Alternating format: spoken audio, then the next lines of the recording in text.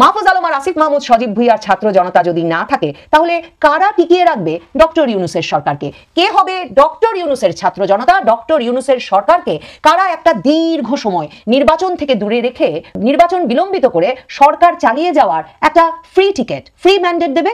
তাহলে ছাত্র জনতা, একটা দাপুটে ছাত্র জনতা তো সকলেরই দরকার। মাহফুজ আলম, আসিফ মাহমুদ সজীব ভুঁইয়া এবং ডক্টর ইউনূস সহ ডক্টর ইউনূসের উপদেষ্টা পরিষদের শো ডাউনের দিন এই 5ই আগস্ট। হঠাৎ করেই অন্তর্বর্তীকালীন সরকারের মধ্যেই তোলপাড় সৃষ্টি হয়ে গেছে, ঘটনা শুরু হয়ে গেছে। এই তোলপাড় সৃষ্টির যে আউটকাম এটা স্পষ্ট হচ্ছে।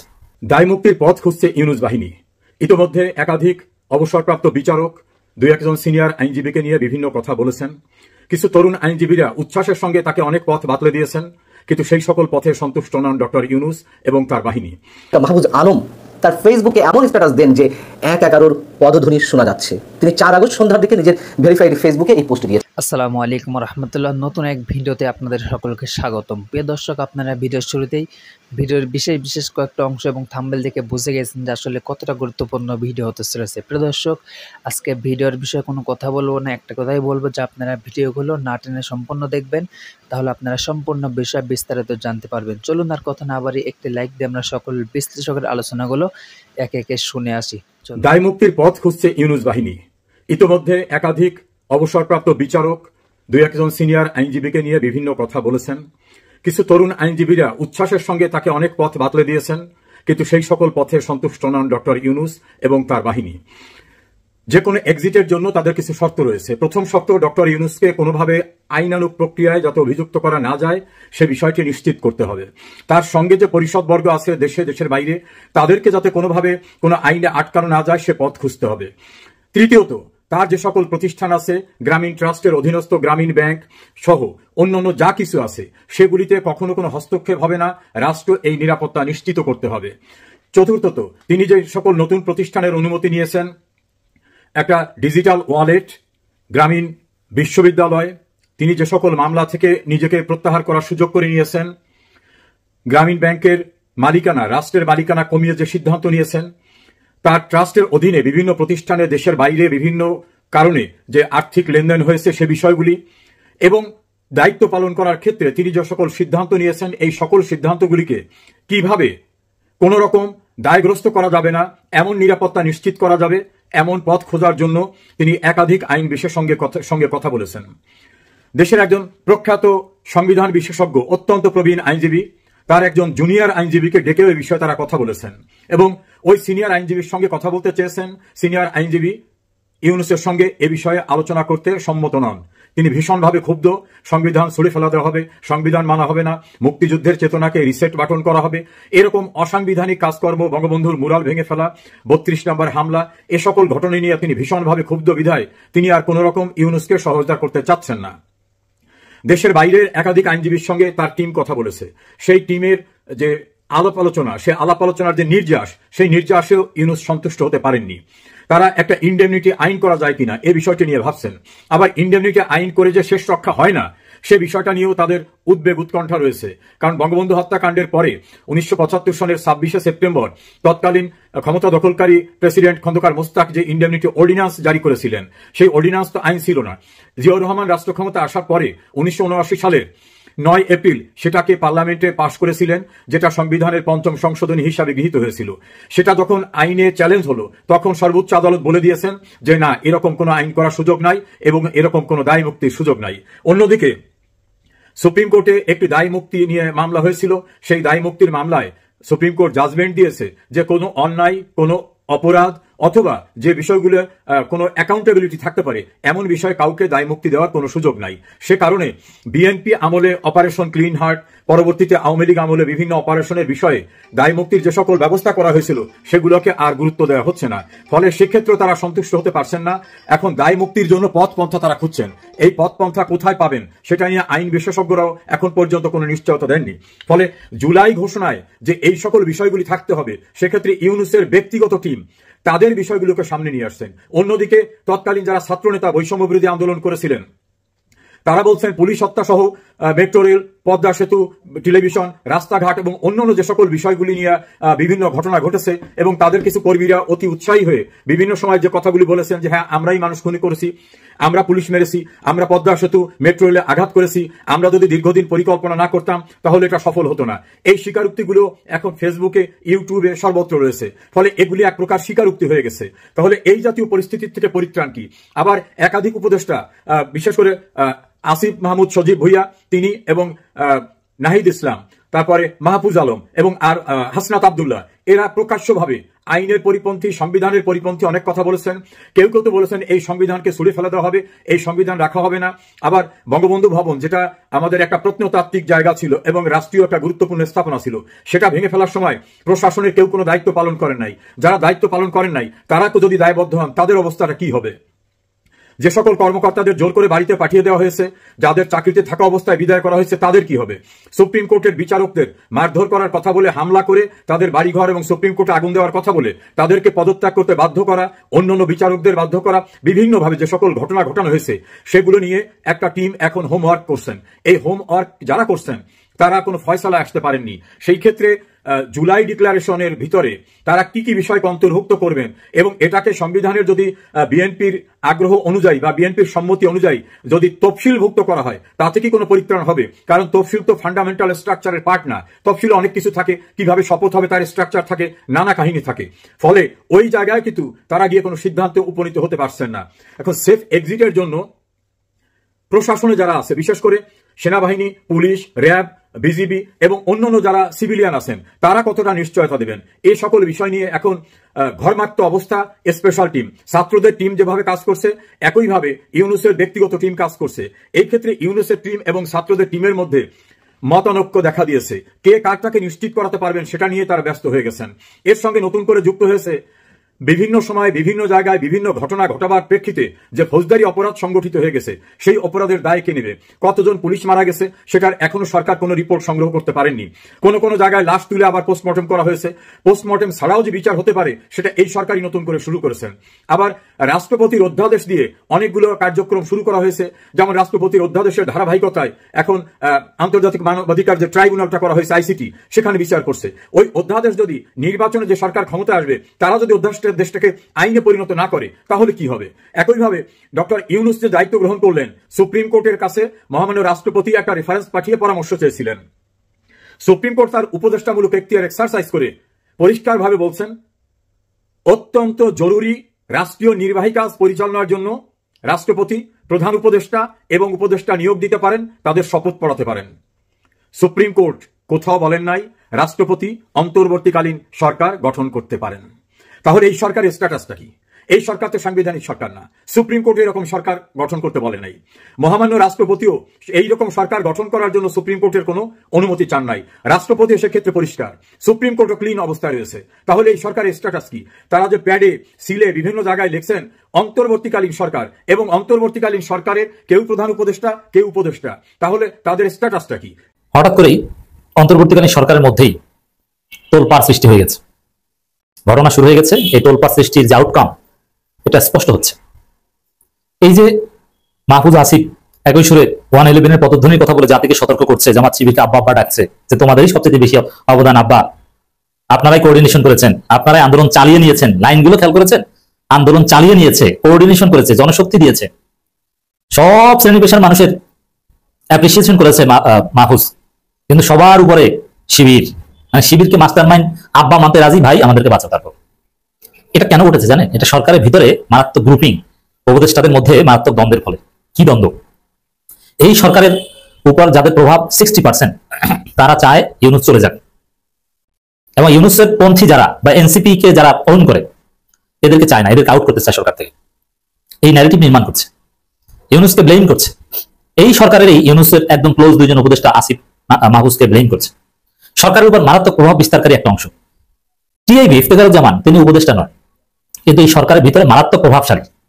প্রথম আলো, daily star, America, Indian Nexus, অত ইফতেখারুজ্জামানকে, তার বক্তব্যকে আপনি 10 জন উপদেষ্টার চাইতে বেশি গুরুত্বপূর্ণ মনে করতে পারেন।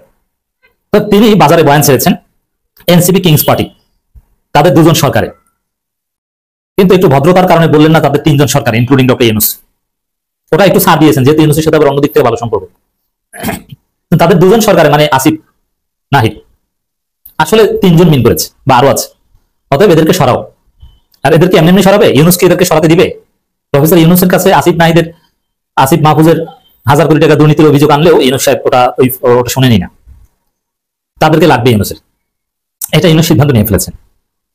আর এই ইফতেখারুজ্জামান বা প্রথম আলো daily star America Bharat Nexus, American হিসাবটা এখানে জটিল, কারণ ইউনূস নিজে আমেরিকাপন্থী, তারপরও আমেরিকা ডোনাল্ড ট্রাম্প বলে কথা, অনেক হিসাব আছে। তারা জানে যে এমনি এমনি ইউনূস এই কিংস পার্টি যদি বলা হয় যে এনসিপি কিংস পার্টি, এর অর্থ হচ্ছে এটা অবৈধ, এটা হারাম, জারজ। কারণ একটা নিরপেক্ষ সরকার, অন্তর্বর্তীকালীন সরকার একটা পার্টিকে সমর্থন করতে পারে না। যদি করে তাহলে সেই সরকার নিরপেক্ষ থাকে না, তাদের ক্ষমতা থাকার বৈধতা হারায়। তাহলে ইফতেখারুজ্জামান মানে এই সরকারের 60%, বিশাল গোষ্ঠী প্রথম আলো daily star, Bharat America Nexus, তারা কি বলছে আমি ব্যাখ্যা করছি। তারা কি বলছে যে তারা হারাম কাজ করছে, এনসিপি কে প্যাট্রোনাইজ করছে কিংস পার্টি। এখানে কিং কিন্তু ইউনূস নিজে, আর ইউনূসের আন্ডা বাচ্চা হচ্ছে আসিফ মাহফুজ। অতএব মূল অভিযোগটা কিন্তু ইউনূসের বিরুদ্ধে। অতএব হারাম কাজ করছে, এদের রাখা যায় না, এদেরকে সরাও। এখন এমনি এমনি তো সরবে না, তাহলে কি সেনাবাহিনীর মাধ্যমে কোনোভাবে বাধ্য করো, তারপরে আমরা 111 টাইপের কিছু একটা করবো, মানে পর্দার অন্তরে মিলিটারি বা অন্য কেউ চালাক। দেশের অবস্থা ভালো না, এই সরকার আইন শৃঙ্খলা পরিস্থিতি ঠিক রাখতে পারছে না, সেনাবাহিনী পর্দার অন্তরের ক্ষমতা চালিয়ে সব ঠিক করে দিবে। এইটা হচ্ছে সরকারের একটা অংশের দৃষ্টিভঙ্গি। আর আরেকটা অংশ মাহফুজ এবং আসিফ মাহমুদরা, তাদের সাথে আরো অনেকে আছে, তাদের দৃষ্টিভঙ্গি কি, না না এগুলো 111, এগুলো ঠেকাও। এনসিপি কে কিংস পার্টি বলে ইউনূসকে আমাদেরকে দায়ী করা মানে 111 আনার চেষ্টা ঠেকাও। ফলে সরকারের ভিতরে যে তোলপাড় চলছে এবং তার আউটকাম যে স্পষ্ট, সেই আউটকাম হিসেবে যে ঘটনা ঘটে গেছে 111 এর পদধ্বনির কথা, আমি কয়েকটা আলোচনা আশা করি আপনাদেরকে একদম স্পষ্ট করে বোঝাতে পেরেছি। অতএব ওই টিভির বক্তব্যই 111 এর ন্যারেটিভ, 111 এর গ্রাউন্ড। যদি 111 এর গ্রাউন্ড অনেক আগে থেকে, 111 এর জন্য নানান পক্ষ বসে আছে, এটা নিশ্চিত, অনেক বিশাল বিশাল পাওয়ারফুল লোক বসে আছে। কারণ দীর্ঘদিন যদি ক্ষমতায় থাকা যায়, রাজনৈতিক দলগুলোকে ঘরোয়া রাজনীতি নিষিদ্ধ করে জরুরি অবস্থা জারি করে যদি তারা ক্ষমতা এক্সারসাইজ করতে পারে, এটা কে না পারে, কে না চায়? এটা সবাই চায়। যেমন সাবেক সেনাপ্রধানরা কমপক্ষে 5-10 জন পাবেন এই আশায় বসে আছে, এবং সেনাবাহিনীও অনেকে, যে ওয়াকার তুমি তো এমনিতেই বেকায়দায়, তোমার চাকরি থাকে কিনা বলা যায় না, আর চুপ্পু সেও রাজি হয়ে যাবে নিঃসন্দেহে। আর বিএনপি কে রাজি করানোর চেষ্টা কেউ করতে পারে, বা বিএনপির কনসেন্ট থাকতে পারে যে না, এই ইউনূস এইভাবে থাকলে ঘুরে ফিরে কিংস পার্টি দেখবো যে গ্রাম সরকার গঠন করে তাল বানা করে ওই জিয়াউর রহমান যেটা করেছিল, এই এনসিপি কে বিরাট পার্টি বানিয়ে তাদের হাতে ক্ষমতা দিয়ে যাবে। তার চাইতে বাবা ইউনূস সরাতে তোমরা রাজি হও, 111 তোমাদের সম্মতি দাও। বিএনপি এই সেন্সে রাজি হতে পারে। তো এই টিআইবির বক্তব্যটাই হচ্ছে এখানে মূল গ্রাউন্ড। এনসিপি এবং প্রথম আলো এটা খুব গুরুত্বের সাথে রিপোর্ট করছে। প্রথম আলো গণনা, এনসিপি কিংস পার্টি তাদের দুজন সরকারে টিআইবি নির্বাহী পরিচালক। গণঅভ্যুত্থানের পর গঠিত হওয়া রাজনৈতিক দল জাতীয় নাগরিক পার্টিকে কিংস পার্টি হিসেবে বর্ণনা করেছেন ট্রান্সপারেন্সি ইন্টারন্যাশনাল বাংলাদেশের নির্বাহী পরিচালক ইফতেখারুজ্জামান। রাজধানী ধানমন্ডি টিভির কার্যালয়ে সংবাদ সম্মেলনে প্রশ্ন জবাবে তিনি কথা বলেন। কর্তৃত্ববাদী সরকারের পতন পরবর্তী 1 বছর প্রত্যাশা প্রাপ্তি শীর্ষক এক গবেষণা প্রতিবেদন প্রকাশ উপলক্ষে এই সংবাদ সম্মেলন আয়োজন করে টিভি। আপনাদের নিঃসন্দেহে মনে আছে, যারা জানেন না তাদের অবগতির জন্য জানাচ্ছি, আমরা ছোট ছিলাম কিন্তু আমরা সব জানি 111 ঘটার প্রেক্ষাপট কিন্তু এই এনজিও গুলোই তৈরি করে, মার্কিন পন্থী এনজিও গুলো।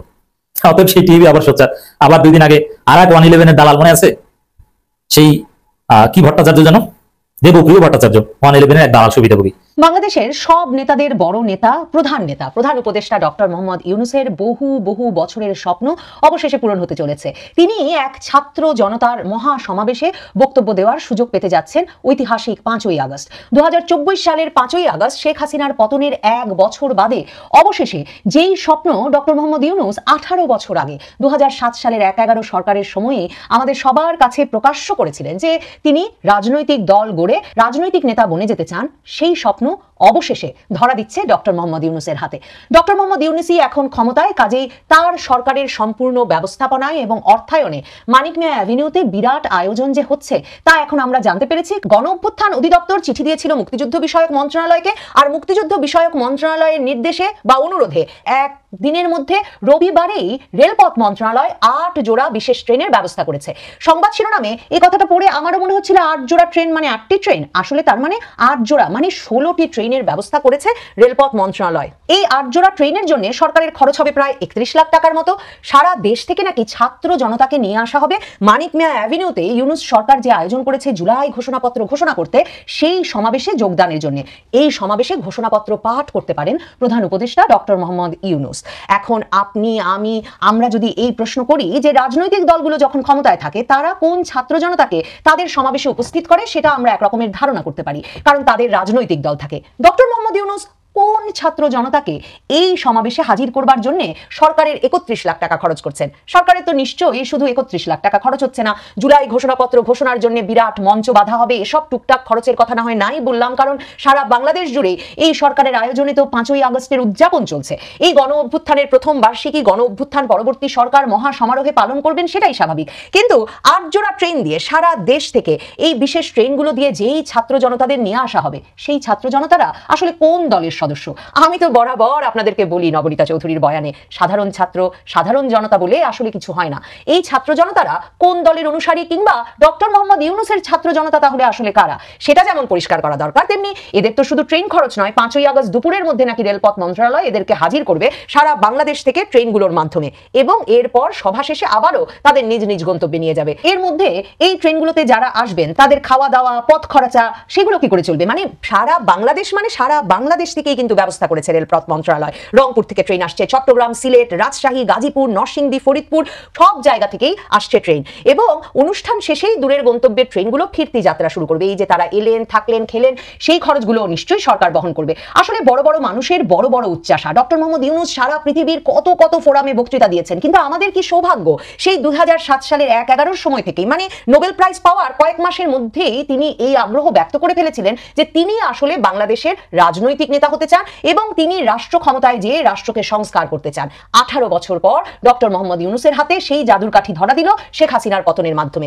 এখন কেউ যদি তাকে প্রশ্ন করে বসে 17 বছর কোথায় ছিলেন, ডক্টর মোহাম্মদ ইউনূসের পক্ষে সেই পরীক্ষায় পাশ করা খুবই কঠিন হবে। কারণ শেখ হাসিনা সরকারের বিরুদ্ধে কেন, এই বাংলাদেশের কোনো সংকটে, কোনো সম্ভাবনায়, কোনো আশা বা আশঙ্কায় ডক্টর মোহাম্মদ ইউনূস কোনোদিন দুটো কথা ব্যয় করেছেন বা দুটো পয়সা ব্যয় করেছেন, বা কোথাও কখনো মানে দুর্যোগে, দুঃসময়ে, কখনো বন্যায়, খরায় কখনো তার কোনো কিছু আসে যায় বলে এই বাংলাদেশ নিয়ে মনে হয়নি। জুলাই ঘোষণাপত্র, এই বিরাট রসগোল্লাটি অবশেষে আমাদের হাতে ধরা দিতে যাচ্ছে 5ই আগস্ট।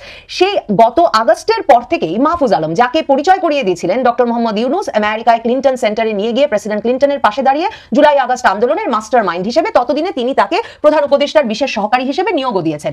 এই মাহফুজ আলম একটা ঘোষণাপত্র রচনা করেছিলেন গত বছরের শেষ দিকে, এবং তখন থেকেই এই পরিকল্পনাটি ছিল। তখন তো সকলেই তারা এক দলে ছিলেন, নাহিদ, আসিফ, মাহফুজ আলম থেকে শুরু করে হাসনাত, সার্জিস, মানে তখন সকলেই একটাই প্ল্যাটফর্ম ছিল তাদের, এবং তারা বলছিলেন এটা তাদের রাজনৈতিক প্ল্যাটফর্ম নয়, বৈষম্য বিরোধী ছাত্র আন্দোলন, যেই প্ল্যাটফর্মটি থেকে তারা জুলাই আগস্ট আন্দোলনটি পরিচালনা করেছিলেন। তো তারা দাবি তুলেছিলেন যে 31শে ডিসেম্বর তারা মাহফুজ আলমের খসড়া করা এই জুলাই ঘোষণাপত্রটি ঘোষণা করতে চান, এবং এই জুলাই ঘোষণাপত্রের মাধ্যমে তারা সরকারের কাছে দাবি জানাবেন যে মুজিববাদী সংবিধান, বাংলাদেশের বর্তমান যে সংবিধান 72-এর সংবিধান, সেটা যাতে বাতিল করা হয়। সে সময় রাজনৈতিক দলগুলো এর বিরোধিতা করায় এবং সরকার এই নিয়ে একটা অস্বস্তিতে পড়ায়। কারণ মনে রাখবেন, ডক্টর ইউনূস সহ ডক্টর ইউনূসের সকল উপদেষ্টারা কিন্তু রাষ্ট্রপতি শাহাবুদ্দিন চুপ্পুর কাছে গিয়ে এই মুজিববাদী সংবিধান, এই 72-এর সংবিধান, বাংলাদেশের বর্তমান সংবিধান ছুঁয়ে এই শপথ গ্রহণ করে এসেছেন এই সংবিধান রক্ষার। কাজে তাদেরই কোনো সাংবিধানিক ভিত্তি থাকে না, যদিও অনেক দুর্জনেরা বলেন তারপরেও তাদের সাংবিধানিক ভিত্তি থাকে না, কারণ প্রধান উপদেষ্টার কোনো পদই বর্তমান সংবিধানে নাই।